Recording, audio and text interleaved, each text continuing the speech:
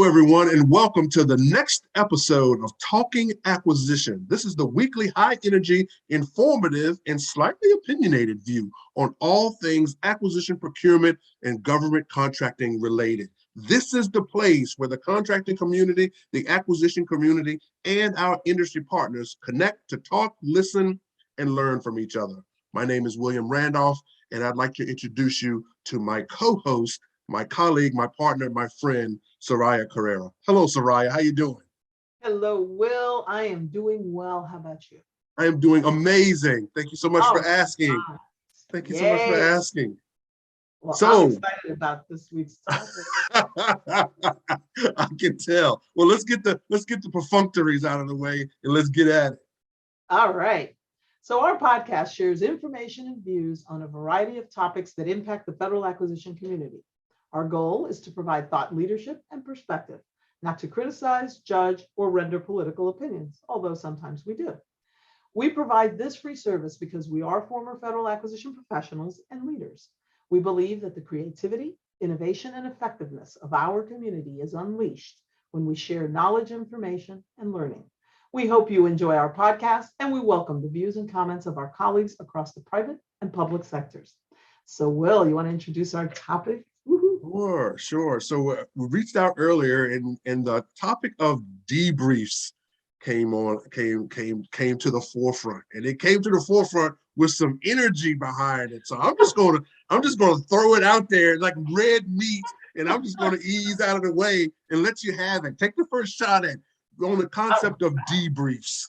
All right. So when we talk about debriefs, what we're talking about is that process that we undergo once evaluations have been completed and we've made our award selections and announced our awards. And then we give an opportunity to unsuccessful offers to hear how they did, why they scored the way they did, why they didn't win. I am a huge advocate of maximum transparency. And you've heard me say that throughout, that I think industry and government work best together when we are as transparent as possible, right? There are limits to the amount of transparency we can have. We have to protect proprietary data, privacy, et cetera. Yeah. But when we are evasive or we're not forthcoming with information, we create an environment that invites people to question us. In the case of source selection, that's called the protest. That's the mechanism for questioning us. Yeah. When we talk about debriefs, I believe in maximizing the amount of information we give to industry in a debrief, helping the vendor understand why they didn't win, how we followed our process, what were the steps that we followed, and yes, we say those in the solicitation. It doesn't hurt to repeat them, to say, here's what we did, and then here's how we did it, and here's how you fared, and this is why. Here were the strengths in your proposal, here are the weaknesses in your proposal, here's why you didn't win.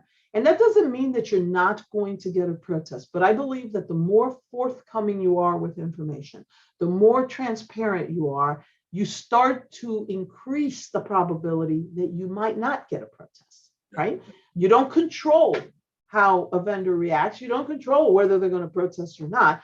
But what you start to do is create or eliminate the rationale for protest. You start to eliminate the reasons. If you did what you said you were going to do in the solicitation, and you did it the way you said you were going to do it, and you did it fairly and equitably, chances are they're not going to have a strong argument. And so most companies are going to see that, especially the ones that normally do business with the government.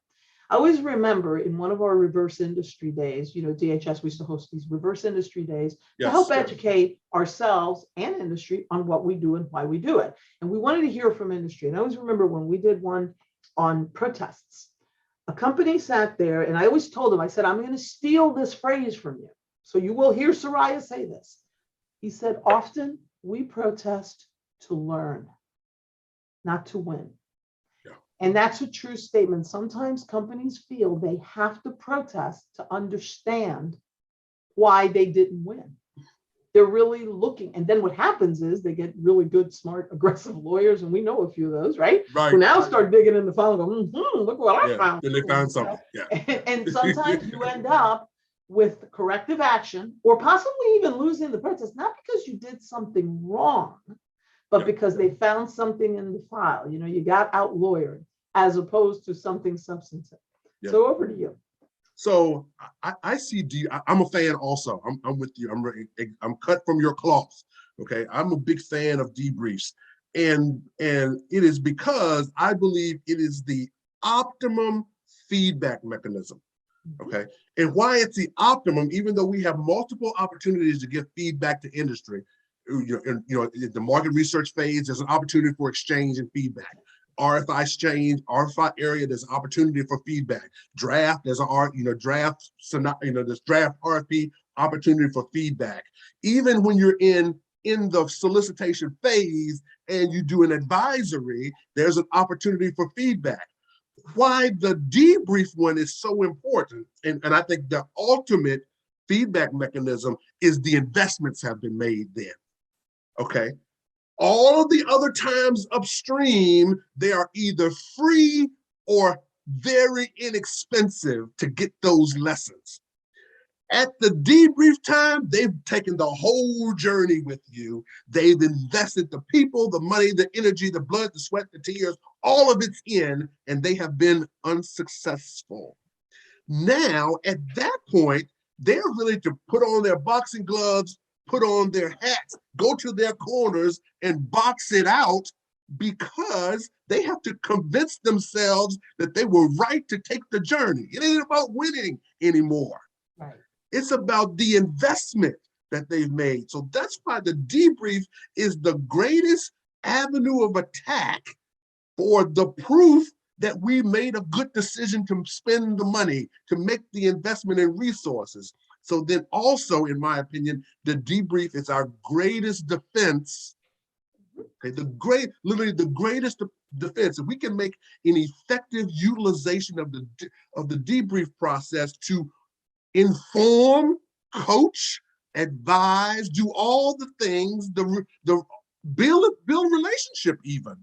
Okay, if we could use that moment, I think we could ward off many of the protests you talk about that emanate from lack of information, as well as demonstrate our prowess in the system to say we know what we're talking about and we're confident because we're going to share with you our plan, our strategy, and our execution. I 100% agree. You're right. They're totally invested at that point, right? They've put forth everything. I like to say they've put forth their company ego. Yes. We are in this business. We do this for a living. And now my ego is now bruised because it's a bruising when you don't win. Yeah. Come on, we're human. Well, how many times didn't you apply for a job, didn't get it? Your ego is bruised. That's human nature, right? Absolutely. And these folks are putting their blood, sweat, and tears into the proposal. And many companies, they really put forth a great investment. So their company ego is in there, forgetting their personal ego, the company ego. And so they want to understand. They really want to understand why they didn't win. And they want to know that you did what you said you would do. Yes. And they also sometimes have questions. And sometimes we're hesitant. And look, I want to be very clear. I'm not saying that the COs don't have the best intentions. The contracting officers do, generally speaking, have the best intention when they're doing the debriefing. But they're getting advised. They're getting advised all over the place. They're not only just looking at their file and putting together that debrief, they're working under a time crunch because you have a limited window in which to do that debriefing before the protest period runs out. So you're trying to get the information out to vendors and get them scheduled in. So depending on the type of procurement, sometimes you want to do a written debriefing. And you know damn well, okay, I'm not speaking out of school when I say this, we tend to be a little risk averse. Okay, a lot of risk averse. I'm sorry, did I slip there? See what's happening? Retired. I'm like easing up. No, we become a little bit more risk averse on those written debriefings. Yeah. I personally think, give them as much information as you can, even in that written debrief. Don't be afraid of your own words.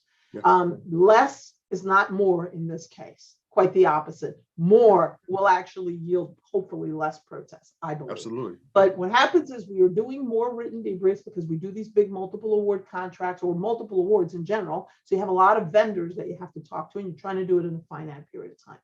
The other thing is that we're not creative about these debriefings, right? Virtual world is here. Now we're getting a little bit more creative. I'm sure hopefully we're doing more in-person debriefings. I believe in the in-person debriefing as much as possible, especially where the stakes are high, where the dollar value is huge, or the procurement is of a nature that is very politically sensitive, complex, etc.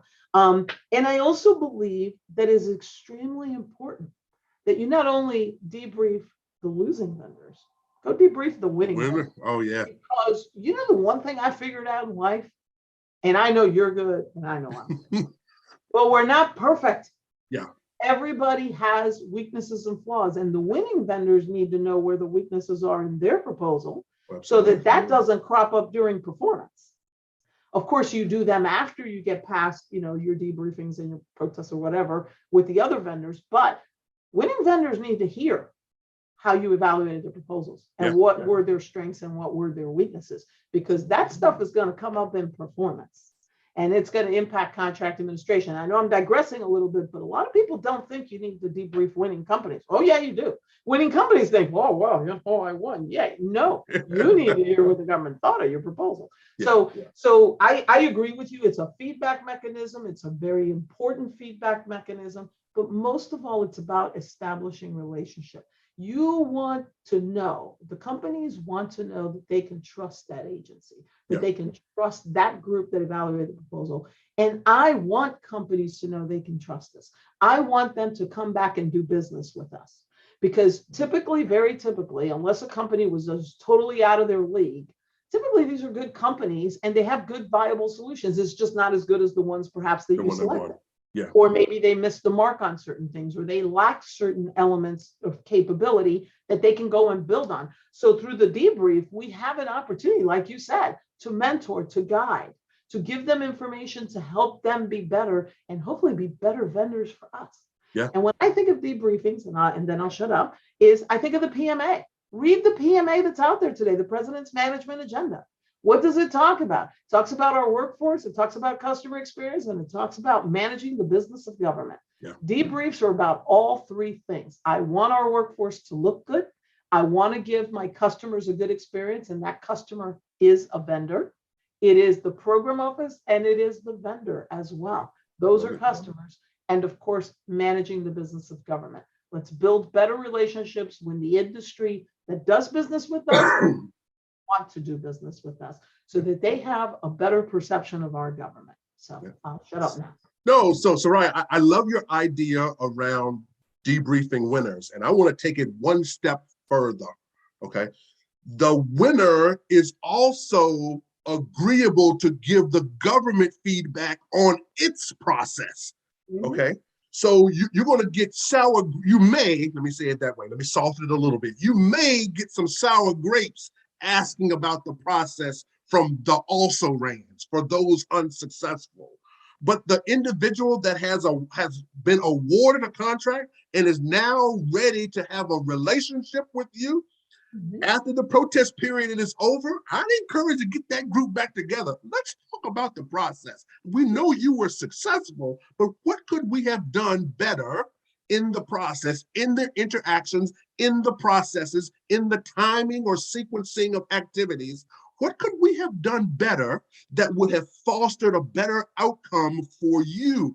You won. So through all of the puts and takes, you were successful. Imagine if we had an opportunity to reconstitute this. What could we have done better? So I think that, I'm going to coin it, the reverse debriefing, okay, is actually a thing. It's actually a thing. And I think the target of the reverse debriefing should be the successful offerer, because that person has nothing to lose, okay, and everything to gain from being successful the next time and fostering the relationship. So interestingly enough, that was what kind of OFPP has been working on with the Acquisition 360. To go back and get feedback from both the winning and the unsuccessful vendors in terms of their experience, whether it was with the solicitation, the evaluation, the debriefings, et cetera, to get kind of like their experience on the total procurement. And I was a huge advocate of the Acquisition 360 for that reason. And we continued it, even when they kind of changed it up a bit, we actually continued it, because hearing from unsuccessful offers is important as well. And believe it or not, once they get past the anger of the ones that get angry about losing or that want to protest or whatever. Once you get past that, they'll give you meaningful feedback on what was done well and what wasn't.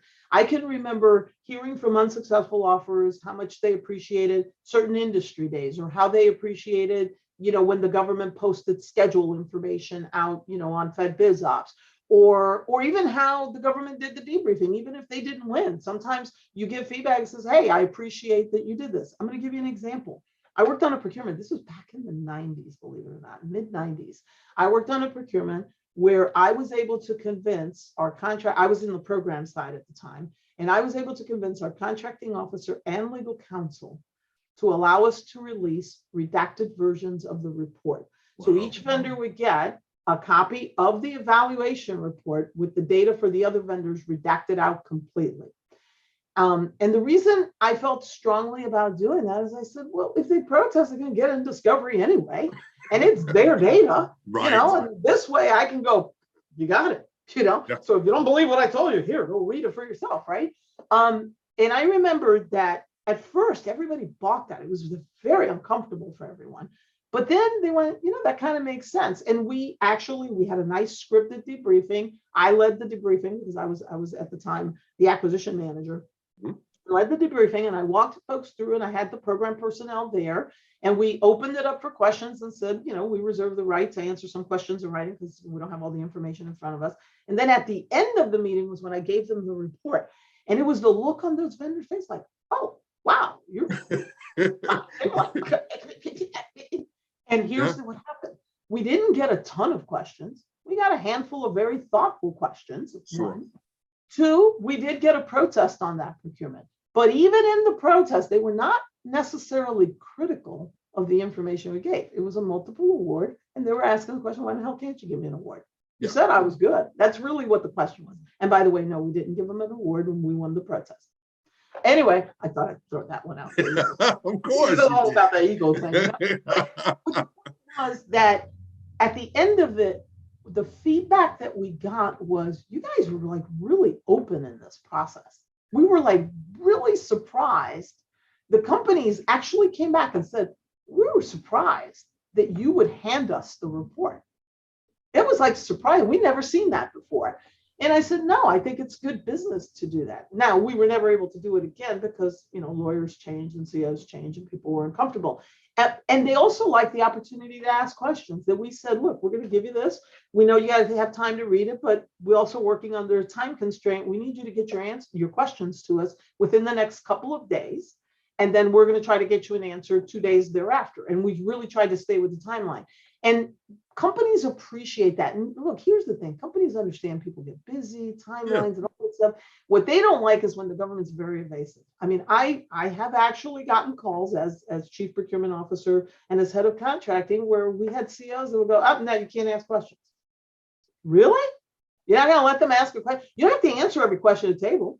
You can say, I'm going to table that question. I'm going to answer it in writing, whatever. I'll bring you back. No questions. This is it. This is all you get. Goodbye, go away.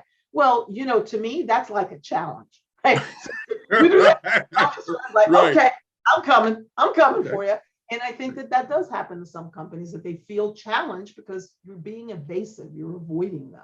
Yeah. So Soraya, I'm also a big fan of the demonstrating your confidence. Mm-hmm. I think you can articulate and you can project confidence in your debriefings that will ward off a section of potential protests simply by projecting your confidence. One of the things I've done in my past, and I've encouraged teams to do, is to do team debriefings. Okay, instead of the contracting officer being the only mouthpiece. Okay, bring the technical people in the room. Now, this does warrant a little bit of practice and coaching, okay? But if you stick to the script of the evaluation report, then the evaluation report, you're just articulating what's you're giving a verbal version, an audio version it's not audio book, an audio version of the evaluation report. Okay, so, but I think showing up, not necessarily, I don't suggest maybe 20 people, but there's a number of people there that you can say, look, we don't have them sequestered in a room somewhere locked away, so you can't go ask them questions. Bring those people to the table, have a conducted, an orchestrated debriefing. Okay, contracting officer, you're conducting the orchestra. Okay, but having those individuals in the room, I think, brings a level of stature and confidence to the debriefing process. That's like, oh, those guys got their act together. Okay, they know what they're talking about. You raise a valid point. Like any good meeting, presentation, discussion, you prepare. You prepare. That's why I say you can have a script, and you don't have to follow the script perfectly, but you have your talking points in front of you, and all team members have the same talking point. You do bring your team members with you. You bring the leads of the groups that did the evaluations, even if they're not going to speak much. It doesn't matter, right? Because there are some people that you go, don't talk. No, I'm kidding. But no, but hopefully you picked people that can present their ideas and their approaches, etc. But I think, yes, I agree with you. You bring the team, the leaders of the team, to the table to be there, to be present, and then you talk through your evaluation. And you're right. If you follow the script of your, hopefully you wrote a good report, and you follow the script of your report, you exude that confidence. But the other thing is, you help industry see that you really had evaluators, because sometimes industry thinks it's the CO. That's a perception. Especially now that I'm on the other side, people go, oh yeah, we know the CO. And I'm like, the CO's not always making this. Right. What good is that going to do you, right? The COs are getting beaten up by the same program, right? No, all kidding aside, not always. But it is important that industry see that there are very talented, very, very talented technical people at the table looking at these proposals. I can't tell you how many times I sat in meetings and we were preparing for a debrief or a discussion with a vendor, and I go, yeah, well, let's have that person from the CIO's office. Let's have that guy from security at the table. Even if they only have one line, I want people to hear what they have to say. Yeah. Because when they hear them, they're going to know, they brought the real talent to the table. They had the A team on this evaluation. Yeah. And that's really the message you want to convey. The other thing, I think that industry feels more confident when they see the customer of the solution, the customer that's going to receive the work from the winning vendors, say, this was the right choice for me. Yeah. This was the right choice. That you had this solution, and maybe these things were not working, but we made the right selection. There's a confidence there, and I agree with that. Confidence is the right word. The last thing that I'll throw out there that I always like to say, it is about the relationship of the future. And I don't want that point to be lost, that when a vendor comes in and bids, I don't think it's the only time they're going to bid. I really believe they're looking to have a relationship with your agency, especially vendors who haven't worked with you before, right? And so you want to give them the right impression because you want the best vendors working for you. Sure, and maybe they didn't do a great job here, right? But maybe they're better at something else. And I want to see them again. And I want them to walk out of that room and feel good about having done business with our agency, even if it didn't pan out. So it's about building that relationship for the future as well. I love it. I love it. Well, Soraya, it's about that time. I knew this time would go. I knew this time would go fast. This has been an amazing topic, one that's very relevant to our community in all phases, from a program side, from an acquisition perspective, from the contracting side, and our industry partners. This is one of the places where we all meet. Okay, this is where we all meet, and where effectiveness is necessary, or if the house of cards falls, if we aren't effective at this space. So based on that point, we always want to leave with actionable nuggets. What's an actionable nugget for our community on the concept and frameworks around debriefings? So I think we gave nuggets throughout this, right? When we were talking about kind of how to pull together your debriefing, how to pull together your debriefing, whether written or oral, it's about getting information to the vendor that's relevant, that's timely, that's accurate, and that is complete, that enables them to understand what you did. And so my nugget is, don't fear the debriefing. Own it. That's the word I would say. Own it. This is your process and your opportunity to help the industry to help anyone in that room understand that you did what you said you would do, you did it right, and you did it well. Own it. Yeah, I love it. Own it. Good stuff. That's my nugget. Own it. Nugget. Okay. Well, my Big nugget, boss. my Come on, you big motor. you ready to get back into the fight, I can tell.